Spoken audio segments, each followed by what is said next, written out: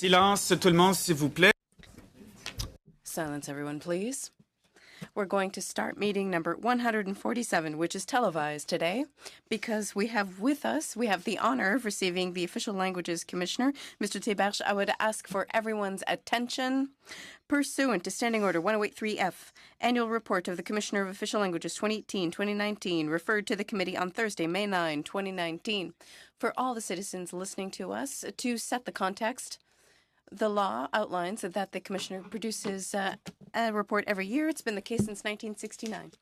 The conventions and traditions of the committee indicate that we diligently receive the Commissioner each time to give us an overview of the report directly. And there you have it. Mr. Commissioner, you will have 10 minutes, as is usual, in order to share with us your introductory remarks. And then, according to the standards of the committee, we will have an hour to go around the table for questions and answers. Thank you to your team for being here today. Madame Chigard, Ms. Sikali. Mr. Commissioner, we are listening to you. Mr. Chair, thank you very much. Bonjour. Before I begin, I'd like to thank the committee for their commitment towards the advancement of Canada's 2 official languages. The work of this committee is of great importance and is complementary to the activities of my office, which is why I'm always pleased to be invited to appear before you. Joining me today are Assistant Commissioner Ghislaine Sikli and my General Counsel, Pascal Giguère. I'm here today to present my 2018-2019 annual report and my position paper on the modernization of the Official Languages Act. My goal in presenting these documents, both of which are vital to the modernization of the Act, is to influence the government's decision-making process and to recommend how it should proceed. The federal government, federal institutions, the courts, communities, and many individuals have contributed to making English and French the spoken languages of Canada. Official languages have come a long way since 1969, but 50 years on, Canada is still not where it needs to be. In 2019, Canadians' basic language rights are still not being respected consistently. Unfortunately, Canadians can't always get service from federal institutions in the official language of their choice, even when they have that right. Federal employees can't always work in the official language of their choice in designated bilingual areas. Official language minority communities are not always consulted or heard when the government implements new policies or makes changes to programs. Canadians don't always get important safety information in the official language of their choice. Canadians voters can't always vote in the official language of their choice, even though it's a fundamental right. Nous devons trouver des solutions à long terme. We have to come up with lasting solutions to these systemic problems. My annual report contains 4 recommendations, one of which calls on the Prime Minister to table a bill for the modernization of the Official Languages Act by 2021. The 18 other recommendations in my position paper on the modernization of the Act are ways to make lasting and substantive progress on official languages. I firmly believe that the government can make significant progress on these issues by implementing my recommendations, which are the result of 50 years of experience and expertise of the Office of the Commissioner of Official Languages. These recommendations also support the 3 major priorities I set out at the start of my mandate: monitoring the Action Plan for Official Languages, making sure that federal institutions meet their official languages obligations, and modernizing the Official Languages Act. My annual report includes specific recommendations for the Minister of Tourism, Official Languages, and La Francophonie in order to implement accountability mechanisms for funds spent on official languages, such as those resulting from the Action Plan for Official Languages. We need to make sure that those dollars achieve results in the communities they are intended to support. These includes funds transferred from the federal government to the provinces and territories under official language education agreements. We need to make sure provinces and territories are held accountable for how those dollars are spent.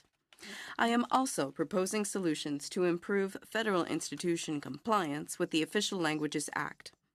The existing division of official languages responsibilities within the government is confusing and inefficient.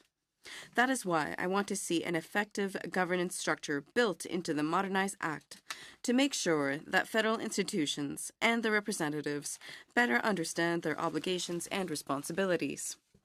I therefore recommend that the Prime Minister clarify the federal government's roles and responsibilities for official languages before the next federal budget. Many communities across Canada have made great strides since the adoption of the Official Languages Act in 1969. That being said, we have been limited in our progress far too often because the Act has not kept up with Canadian realities and community needs.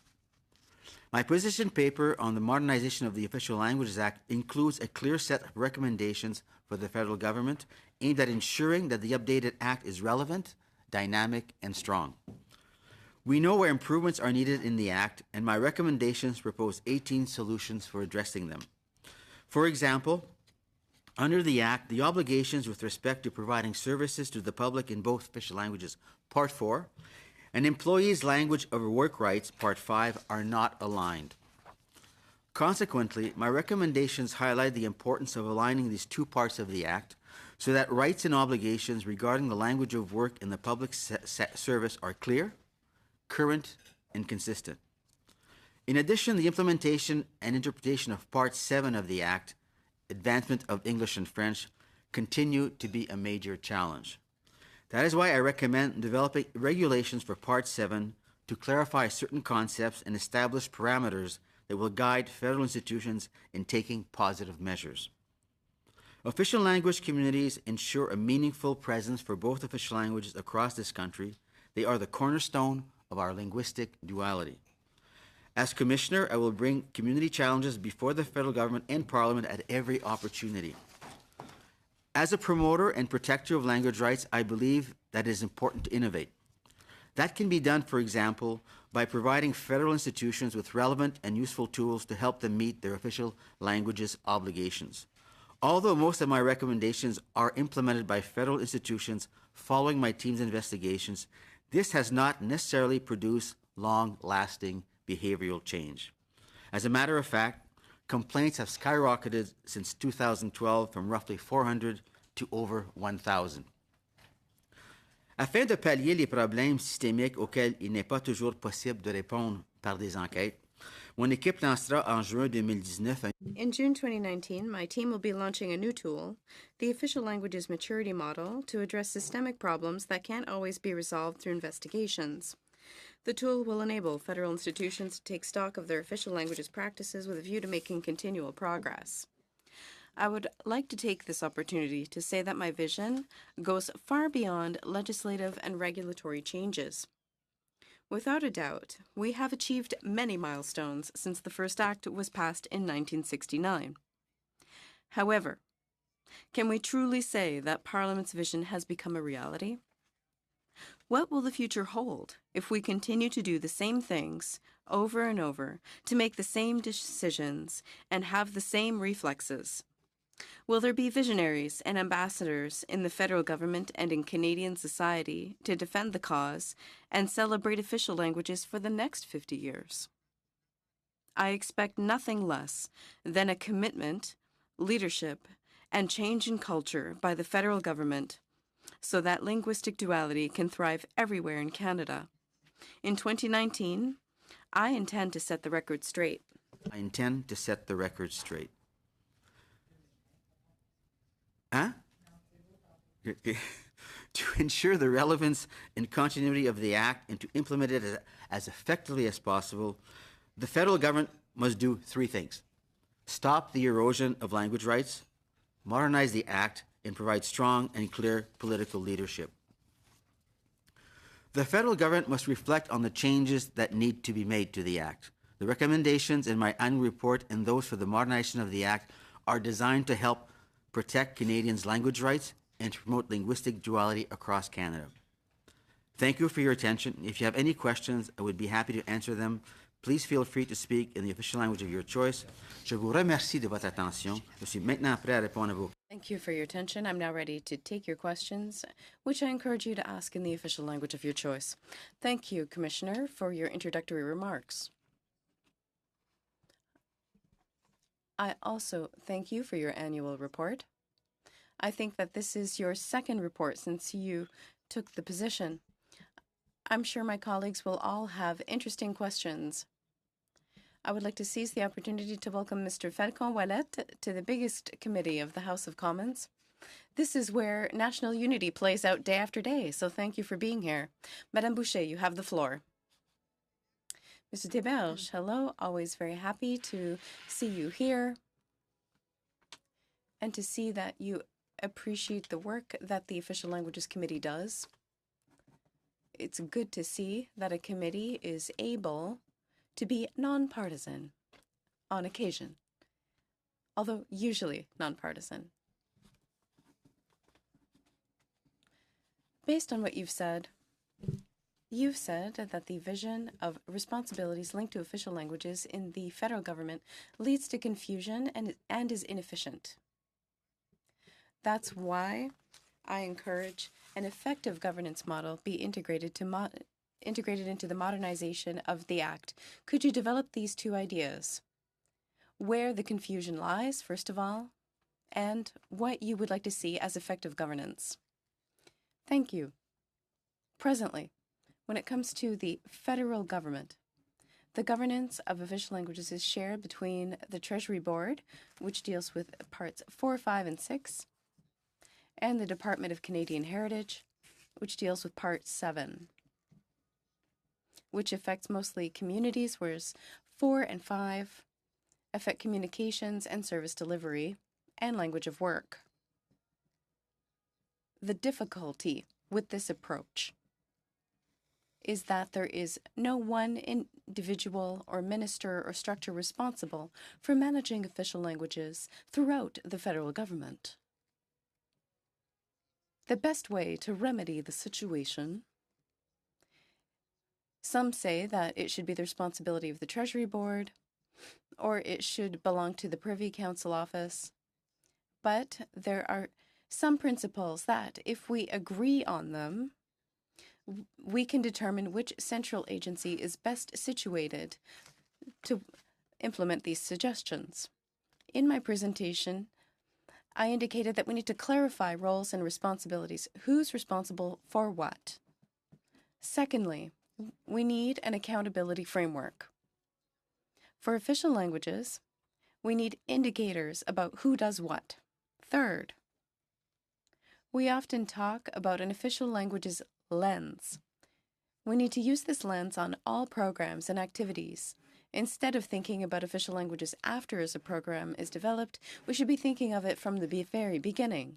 Fourth, good management, good stewardship means promoting official languages, not just within the federal government. Believe it or not, still today, there are federal institutions that wonder if they're subject to the Official Languages Act. They have a very narrow interpretation of their obligations.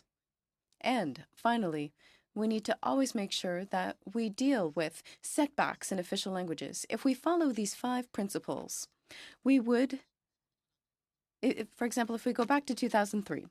In 2003, there was a minister responsible for official languages. It was Stéphane Dion, who was at the Privy Council. There were other ministers who were part of that group, who had the support of a committee of deputy ministers. When a message was communicated from the top, it was clear where it would go. Today, there's no deputy ministers committee responsible for official languages. We have deputy ministers that are accountable to different ministers. We need a structure that is much more centralized. And we have one decision maker when it comes to official languages. It's extremely important. When everybody is responsible, no one is responsible. Merci. Est-ce que j'ai encore du temps? Vous avez Thank you. Do I still have some time? You have 50 seconds. Okay, well, with my 50 seconds, I would like to ask you a question. We often mention that we need political will. Would you say that the machinery itself, because yes, we have policies, we are politicians, we have different ways of thinking. Does the machinery adapt to the will of politicians in order to modernize official languages? Is the machinery ready to make concessions? Often we play a political game. We'll tease each other about it, but we know very well that the machinery is what's behind all of it. We leave, it stays. Is that machinery adapted to dealing with official languages? What I would say to that is that there has been a flatlining of the offer of services in official languages from the government. There are difficulties when it comes to language of work, but there's a culture of complacency regarding official languages, in my opinion, throughout the federal government. Thank you. Thank you very much, Madame Boucher. We will move on to Madame Lambropoulos. With us today once again. We really appreciate your presence here. Obviously, in Quebec, we're dealing with a bit of a weird situation at the moment where school boards are potentially being threatened, and we know that this can pose a huge risk for the minority community, who should have access to education in their minority language. And in your third recommendation, you speak a little bit to this. You say that the Minister of Official Languages should consider adding language clauses that include transparency mechanisms, enabling the federal government to measure compliance by the provinces and territories. Can you go a little bit more into detail on and give us examples of what you mean here? Well, clearly, over the years, in many jurisdictions, there's been issues around the use of funds with respect to official languages. For example, in one jurisdiction, we would use the funds to pay teachers, but teachers are required whether or not you have official languages. So you have to make sure that it's to pay for the extra cost involved in providing education for either FSL, French second language, or French as a first language. And what we have to do is in those, when we have these agreements, is to specify clearly where those dollars are going. It's to support what programs, in what programs, for example, is it FSL? And if so, what is it paying for? Extra resources, materials. So you have to specify that, as opposed to something like, we'll buy a bilingual bus, or something of that nature, or bilingual photocopying machines, those kinds of things, which I think have happened in the past. It's very important that the investments that are made by the federal government achieve the goals that they are intended to achieve. Do you have any other recommendations specifically with regards to education that could help us protect the minority language specifically in Quebec? When we talk about Part 7 of the Act, we're talking about developing a series of regulations. And within one of the items of the regulation could be the action plan. And within the action plan, we can define, for example, what is important for minority language education. For example, it's an imperative that we're able to identify and count the number of eligible students in each province. So we could identify a number of institutions in the regulation that have a specific impact on minority language communities. For example, Statistics Canada, which has a very important role in terms of identifying les ayants droit, and that's an issue.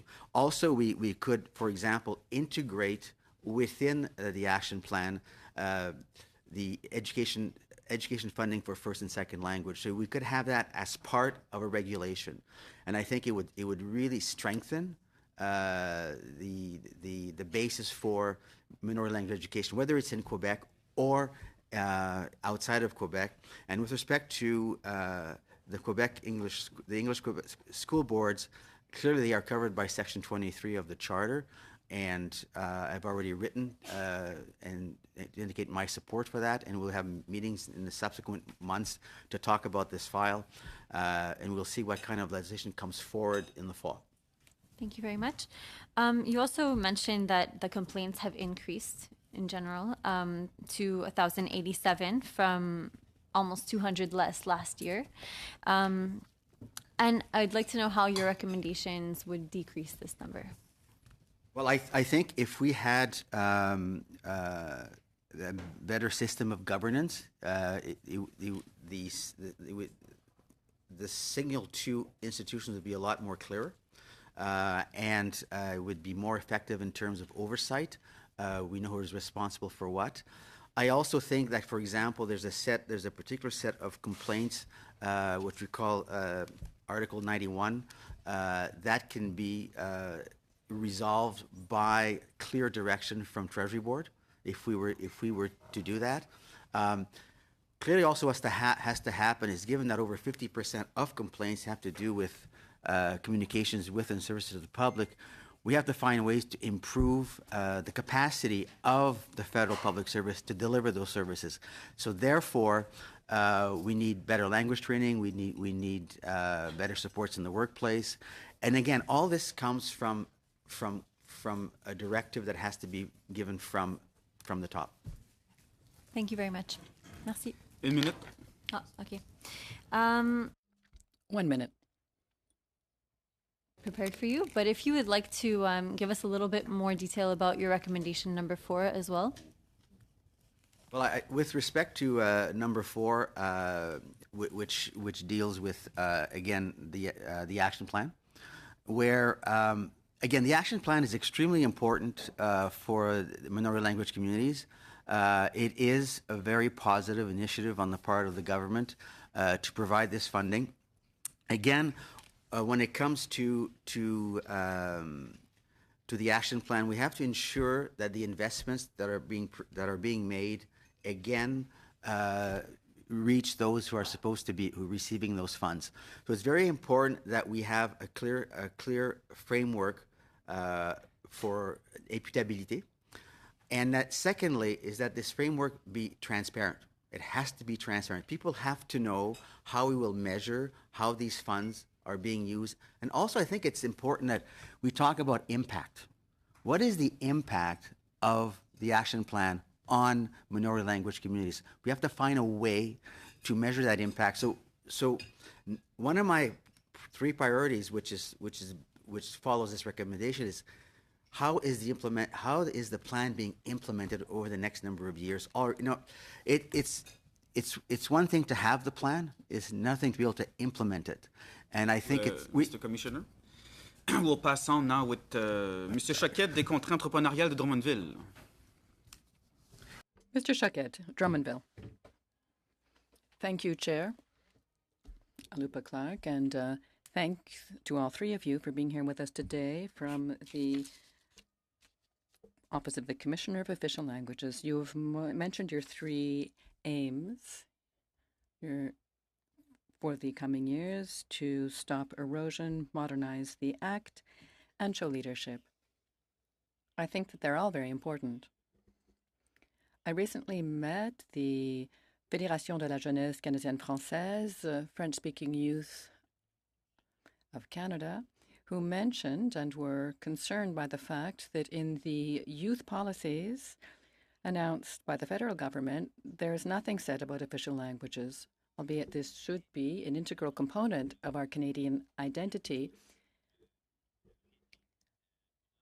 The REDIC, which is the Francophone Economic Development Federation or grouping, also mentioned that they were very sorry that in the tourism strategy of the federal government, there's no Francophone lens. What Mr. Bigeaud wrote was that if this isn't rectified, Francophone tourism will be falling behind in this rapidly changing industry. We can't just be walking along while everyone else is running. So that's Mr. Bigeaud from the Francophone Tourism Group. So it looks like we're neglecting the promotion of both official languages in central industries. Bilingualism is a principle of our Canadian identity. That's kind of set aside. And when we bring this up, we're told, well, look, it's implicit. We needn't specify it. it's taken for granted. What do you think of this approach, saying, oh, it's taken for granted, it's part of Canada anyway, we needn't specify it in youth policy or tourism strategies?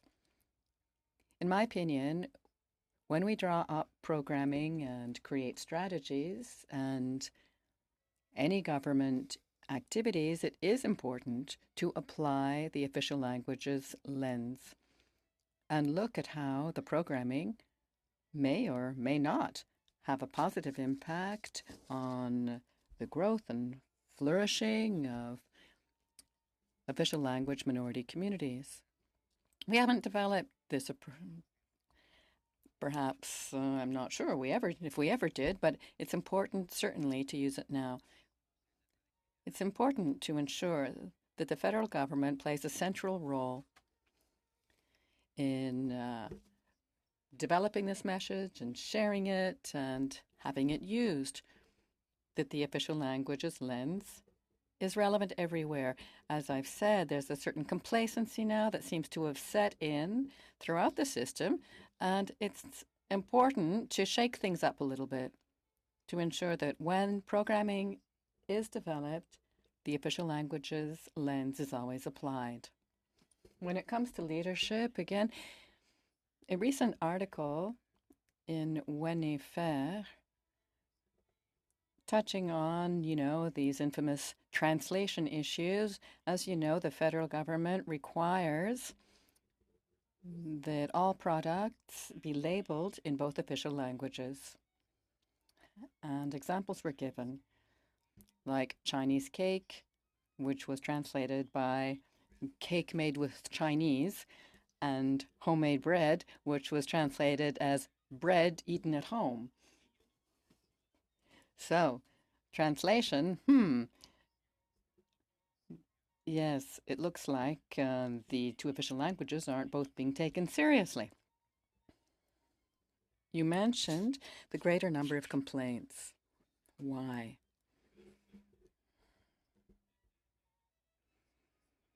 Are there more violations of the basic principles, or simply is this a reporting bias? Are people more aware of their rights and thus speaking up more often?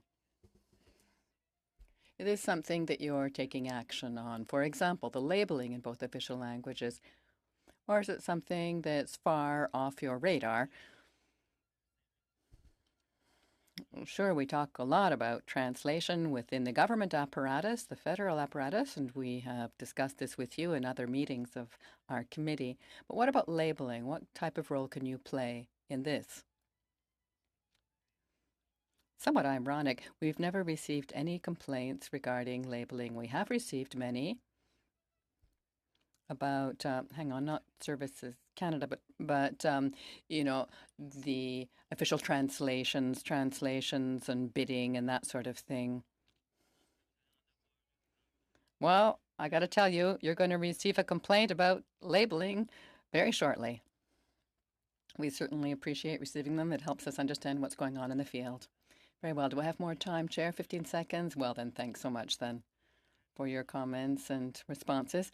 And indeed, when it comes to leadership, I think this means that we must include an official languages lens in all policies and strategies. Thank you, Mr. Choquette. Over to you, Mr. Arsenault, for 6 minutes. Thank you, Chair. Welcome to the Chair, who is sitting in his chair today, and welcome to our guests. Mr. Théberge, in your introduction, opening remarks, you repeated a sentence that we have often heard. What is the future? What does the future hold if we don't change our way of being and behavior and our approach? And this is the type of question that we should always ask ourselves in every caucus meeting and at any election, and there's one upcoming. For official language minority communities, the word equality right now is not holding up. It's a very specific word. We know what we mean when we talk about equality, and there's a good deal of jurisprudence behind that word. Nevertheless, it's often used inappropriately. I mentioned this relating to a New Brunswick case recently where people had to go to court. They shouldn't have had to go. It was just a waste of time, really. But their approach and opinion was upheld by the court. Now, the Office of the Commissioner has 5 years of experience, but other witnesses before us also have had a good deal of experience. We've heard constitutional experts and so on. There's a lot of information that's already been tabled.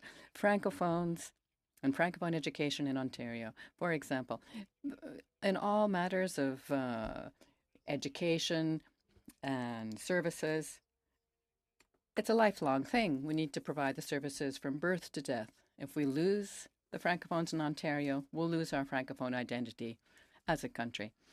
On your third recommendation, let's look at that. How can we ensure that federal transfers to the provinces for education are used correctly, that the provinces really play their roles, and that we have data that will allow us to measure the effect of the investments of the provinces? We know that's the sort of thing that we all wish for, but how can we do this given the all the jurisdictions and so on and the powers of the provinces? You know, we know the situation. When it comes to education in official language minority communities, especially French as a language, of course, or French as a second language as well, there's much we could do with legislation. Much more than has been done so far. So picking up on what you said at the outset, we need to modernize the Official Languages Act. Part 7 relates to communities and flourishing communities and developing communities. In the regulations, we need a provincial agreement on federal provincial transfer payments for education. It's got to be regulated. And if it's legislated like that, we certainly hope people will respect the legislation. But if it's not legislated, it's not statutory, people have too much elbow room. And as you've said yourself, we must modernize the Official Languages Act. It must be far more coherent than it is now, with parts 4, 5, and 6 need to dovetail. We need a regulatory framework for part 7. We need to ask a number of questions about application of the law, on governance. It's not simply a matter of tweaking it here and there. We need to make some profound structural changes to the Act. Thank you. 2 minutes only? Wow.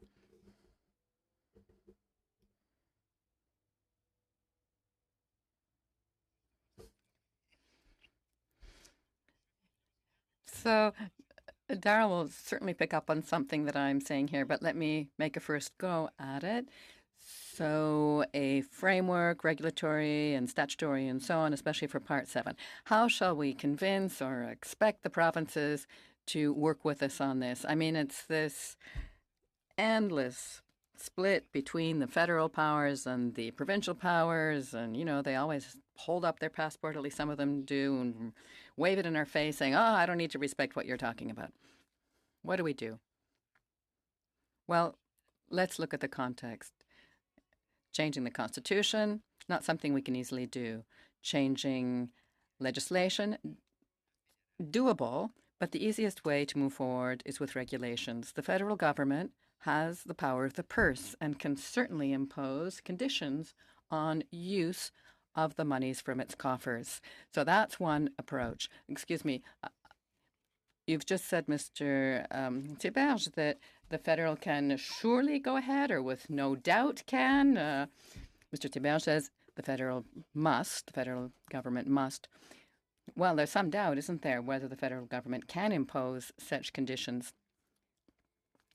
Well, given that it's not too clear, at least not in Part 7, if we create a regulatory framework that's well constituted and we ensure that we then respect Part 7 with the regulations expressing it, then we can move forward. Right now, we're not doing that. There are very few language clauses. We don't have any such things in regulations. Thank you, Commissioner. Let's go to Mr. Sanson. I just wish to welcome Mr. Long, who has joined us here at the committee. Thank you, Chair. And thank you, Mr. Théberge. Thank you, and thank you to your team for the work that you're carrying out. You've joined us at a point in time when much is being discussed, and the Modernization Act is an important topic at present. There are so many challenges, and yet there's a good opportunity with all this. We could change elements of the legislation that would really help us align with our objectives, ensuring that the Official Languages Act has the teeth that it must have to be effective.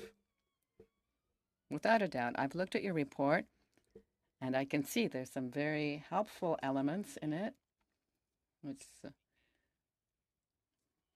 You've been able to clearly explain the structure and the system and how we can have some sort of effect on it.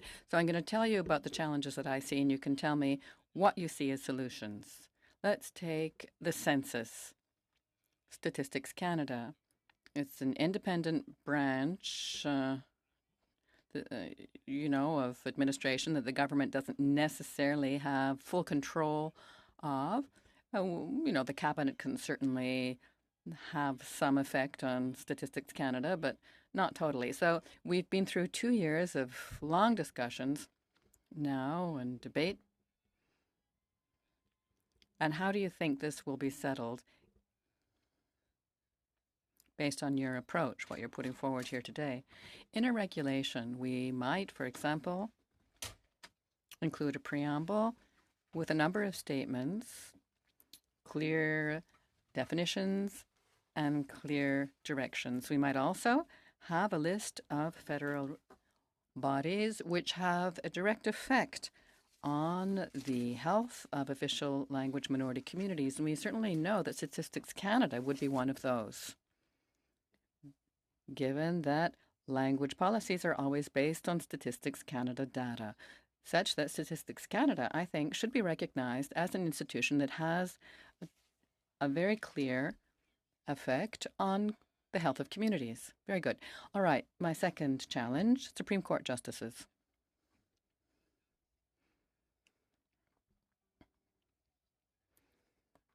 Here, we might withdraw one of the exceptions to 16.1. This wouldn't necessarily change the appointment process, though, to the Supreme Court. So your recommendation would somehow solve this? Well, what we're saying is that, yes, in part, the appointment process is legislated differently based on Justice Nadon of the Supreme Court's decision, correct? So I think that we need to change the legislation. And based on your approach, that would mean that we'd be saying, politicians, look, you've got to operate this way and not that way. It's up to the legislator to draw up the necessary legislation. Looking back in time, there were bills that were supported by the opposition, not necessarily by the government then in charge, but we do have examples. Thank you. You're doing quite well. You get a good mark. Let's go to property. Big problem in Canada. Very nice to say that we've had 78 or 76 points of contact. I can say I haven't seen any myself. But anyway, let's not look at that in too much depth. But it's important that we find a way to operate here. The Francophones aren't even necessarily asking for land. They say that we'll pay the market price for land. And even in a bilingual country with linguistic duality, we don't have access. Even if I've got plenty of money and I'm willing to buy full price, I'm not able to acquire land in BC, let's say 90 hectares. Can't even buy 90 hectares there. So how do you think we're going to solve this? How are we going to make sure this changes? On doit inclure Two things. We need to include in regulations an official consultation mechanism for communities. When we end up in a situation like this one, communities need to be consulted, first of all. Secondly, in the regulation, we can specify this type of situation. But when I look at some of the specific cases you've mentioned, the community wasn't even consulted. They went forward and sold property without any consultation. So first of all, duty to consult. Well, I can consult you, but should there not automatically be, if there's needs at the provincial, municipal level for francophones or anglophones in Quebec, they should be the first ones to be consulted, or at the same time. But more than consult, because when it comes to real property, Indigenous peoples have the right to a certain percentage of it automatically. We're not even there. The vision that you're putting forward, will it put us there? And if so, how? In 20 seconds, please. In the regulation, we have to identify all of the elements that could support community development. And if we talk about education and its access to schools, access to property, that has to be part of it. But don't forget, the mechanism of consultation needs to have teeth. Thank you. Those were not easy questions. Now for 6 minutes, Mr. Gould. Thank you, Mr. Chair. Thank you for being here this morning. I'd like to look at your statement. I have some questions for you about it. Federal officials are still not able to work in the official language of their choice in designated bilingual areas. Canada is a bilingual country. Our federal institutions are bilingual, but when we say that they can't always work in the official languages of their choice, that puts into doubt. Although I'm thinking this is mostly the case for people who can't work in French, I very much doubt that this is the opposite.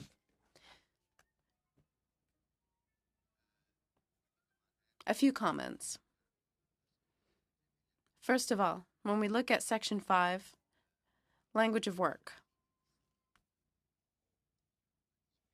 we have geographic territory set up in 1977 regarding the language of work, but the world has changed completely since then, and we need to review that. I understand where you're going, but I'd like to go further. I challenge you, in the next year of your mandate, to find in Canada unilingual, francophone federal officials. I challenge you.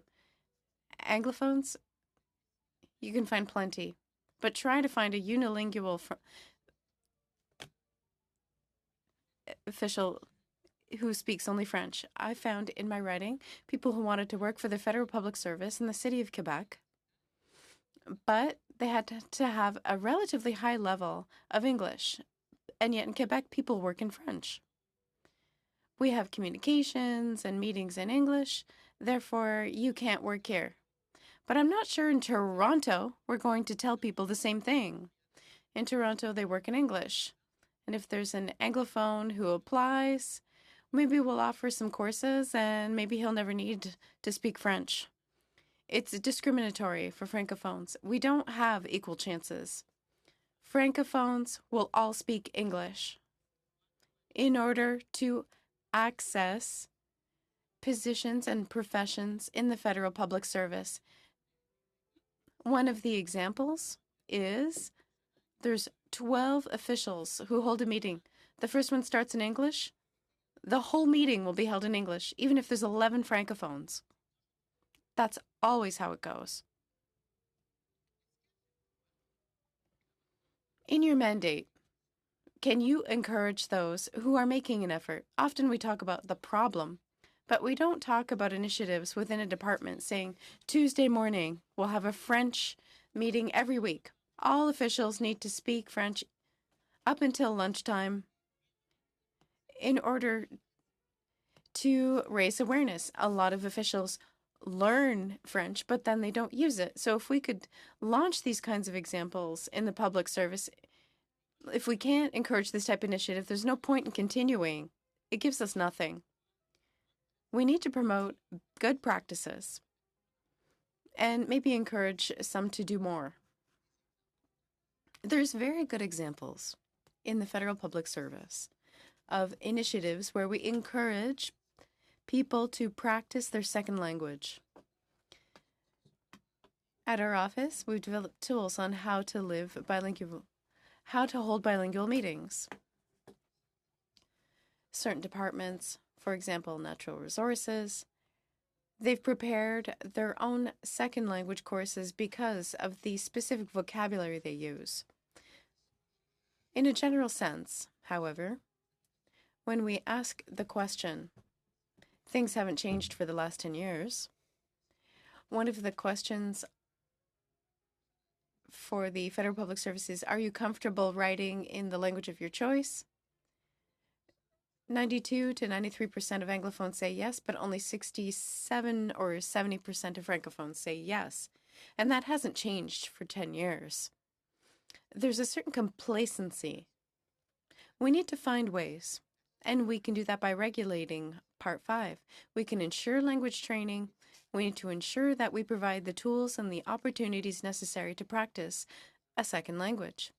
We're currently working on a study about language insecurity in the public service among Francophones and Anglophones. What's interesting is that the percentages were still at the exploratory stage, but Anglophones want opportunities to practice their French, and Francophones want to be able to speak French. We need to create situations that when it comes to language training, there's less and less of it offered. And it means we don't necessarily have the tools we need. Virtual work teams are being set up. The ways of working have changed.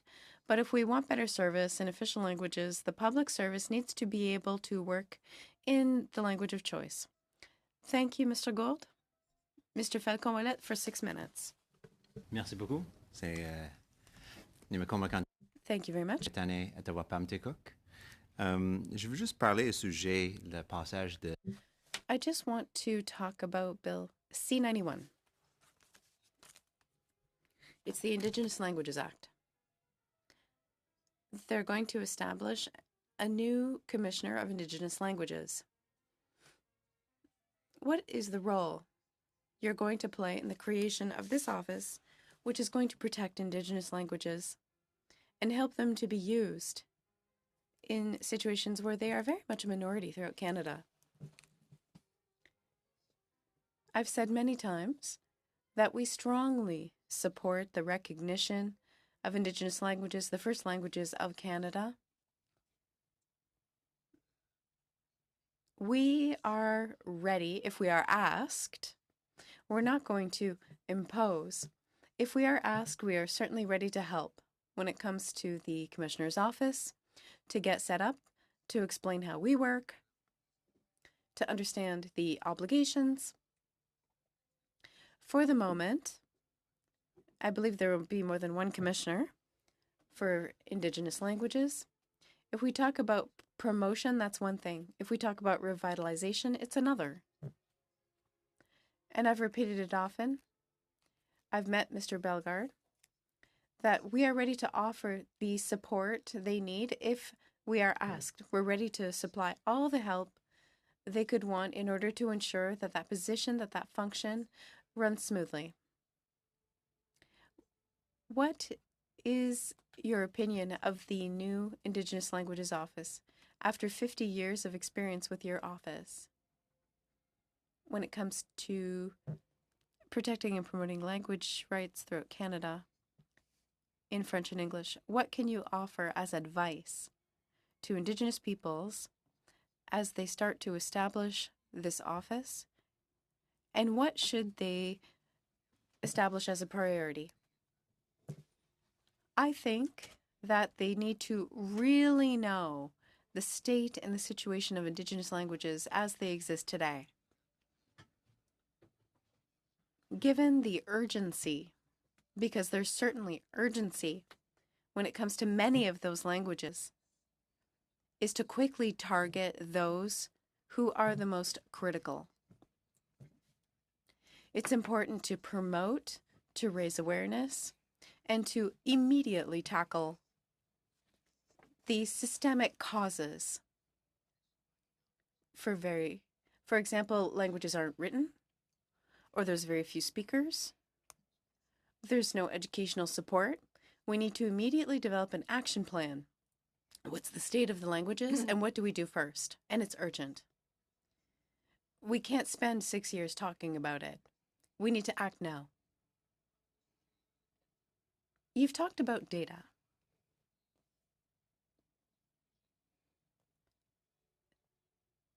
There are Indigenous peoples who sometimes overestimate, maybe it's the same thing with Francophones, or people who learned French outside of Quebec as a second language.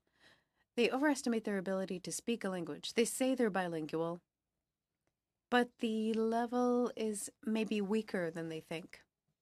Do you think that is the same that could be the same situation with Indigenous languages? Since you're a specialist of language matters, the data we have today, is it sufficient to act, or do we need a broad, in-depth study to know what the real situation is? We talk about 3 languages in particular now, Cree, Inuktitut, and Ojibwe, which are languages with a certain vitality. However, I don't know if we really have the data that's necessary in order to truly reflect on the situation. Once again, Statistics Canada is important for official languages English and French. Statistics Canada will also be important for Indigenous languages to know where the speakers are, their age, where they are. And once we have that idea, we can more easily develop strategies. If we look at Manitoba, if we look at northern Manitoba, it's extremely important to really understand what's happening on the ground. When it comes to Anglophones and Francophones and minority situations, we have a lot of research and a lot of data to help us reflect. It's not just data. We need to have an in-depth reflection on developing fields of research in order to move Indigenous languages forward. Do I have some time? 30 seconds. But why we always seem to have such a negative impression of languages in minority situations, whether French outside of Quebec or English inside Quebec, and how to, instead of making it such a negative association all the time, like a battle, is there a way of making it something very positive and celebratory? I think what we have to do is look at it as a fundamental Canadian value. And part of Canadian identities is very much about pluralism. It's very much about diversity. And it should be not only about diversity of cultures, it should be about diversity of languages, which is part of our identity. And Canada is a work in progress. Canada is not, 20 years from now, will not be what it is today. And that's our strength. So what we have to do is always speak about fundamental Canadian values.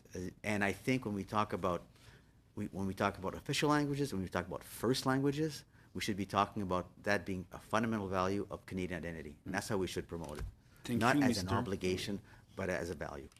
Thank you, Commissioner. For the last round of questioning, not last round, but last person, on va aller avec Madame Boucher pour 4 minutes. Bonjour encore. Hello again. I'm always fascinated that in 2019, we're still having this discussion. I did a speech in the House on gender equality, and I said in my speech it would be time to talk about equality of languages, French and English. And I think that should be today, in 2019. that we should talk about this, the equality of languages. That said, I was wondering if you could explain further what you mean about an oversight mechanism for the law. We want to modernize the act, but you talked about a system of monitoring or oversight. What does that mean? I have a comment about equality. We've talked about equality for some time. And there was an important decision from the Supreme Court, Bolac, which talked about substantive equality. I think we need to codify some of those aspects into the Act, and one of them is substantive equality. That means we also recognize the reparative character of languages. We need to do more. We must never forget that the Act is nearly constitutional. When it's quasi-constitutional, it's part of Canadian values. And we're not there yet. Honestly, we're far from that. When we talk about oversight, we need to recognize that the commissioner has powers to investigate and powers to make recommendations, but that's all.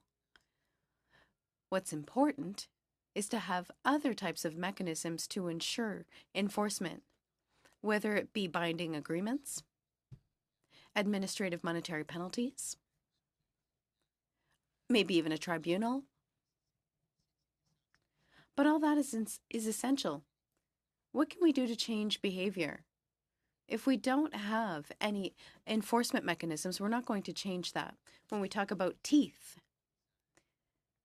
we need to give the commissioner tools that go beyond the power to recommend. Thank you. Okay? Do I still have time? You have a few minutes. Well, please go ahead then. Mr. Clark. Sont 3 minutes avec honneur. Et donc, moi, dans le fond, j'ai 2 interventions pour vous, Monsieur le Commissaire. Mr. Choquette was happy to leave his 3 minutes to someone else, so I have a few questions for you. I would like to speak about the bilingualism of Supreme Court justices. I think that every member of this committee, if I'm not mistaken, supports and would really like to see legislative change, statutory requirements that the justices of the Supreme Court be bilingual. We all voted, I believe, for Mr. Choquette's bill, a substantive bill. We have 3 weeks left sitting, but you have 6 years ahead of you, so it's important to talk to you. We have an issue right now with the lawyers of the Ministers of Justice, Department of Justice. Some are true constitutional specialists, but some aren't. I'm not sure whether you have authority in this matter, but would you be in a position to use some constitutional experts, hire them, because of course they do need to be paid, but to hire some to work with you to draw up a legal document which would be a response, well documented and well thought through response to these experts within the Department of Justice. And we could use this document. We need you because we don't have resources as members of parliament to hire specialists in the Constitution, these great minds, but you have a budget. Do you think it would be a good idea to really work up a constitutionally based argument to support Mr. Choquette's bill? Going back to the discussion about the Constitution that was held earlier this week, there was indeed the matter of Supreme Court justices brought up and whether this was a constitutionally appropriate matter or not. I think we can certainly go and see what lawyers think, but then we would be stuck in that area of thinking and it would still remain up to the legislator, the Parliament basically, to make a decision. Yeah, it would be possible, and we could certainly look at it. Please do take a look at that possibility. We need your help. And finally, I would like to thank you, Commissioner, for your second report, for your work over the last year. We wish to assure you that we back you. We're behind you. You're not alone. You do not stand alone. You have serious responsibilities, and we suggest that you stand up and be heard. Don't worry, we'll back you. It certainly seems that most Canadians support the work you're doing. That's what the polls show, and that's a very positive thing. And we look for your support, but remain assured of ours. Thank you for your appearance here today, and thank you, colleagues, for your questions. Do you have anything that you'd like to add at the end here, Mr. Tiberge? Well, I've already said this, but we so appreciate your support and the work that you do here in this committee. Thank you again. This is likely the last time we will see you here in this committee during this 42nd legislature, parliament, rather. And so we will adjourn for a few moments, and then we will convene again for an in-camera meeting. Thank you.